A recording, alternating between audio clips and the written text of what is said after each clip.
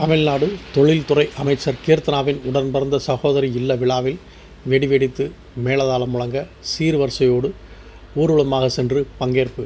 அமைச்சர் கீர்த்தனாவிடம் செய்தியாளர்கள் கேள்வி எழுப்ப முயன்றபோது சந்திப்பை தவிர்த்துவிட்டு வேகமாக சென்றார்.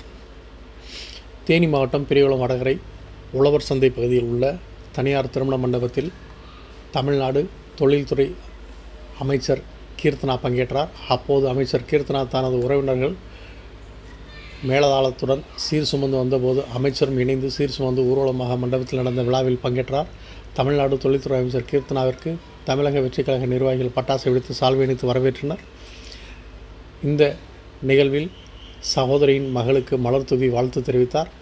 இல்ல விழாவில் பங்கேற்றுவிட்டு புறப்பட்ட அமைச்சர் கீர்த்தனாவிடம் செய்தியாளர்கள் கேள்வி எழுப்ப முயன்றபோது சந்திப்பை தவிர்த்துவிட்டு வேகமாக சென்று விட்டார்.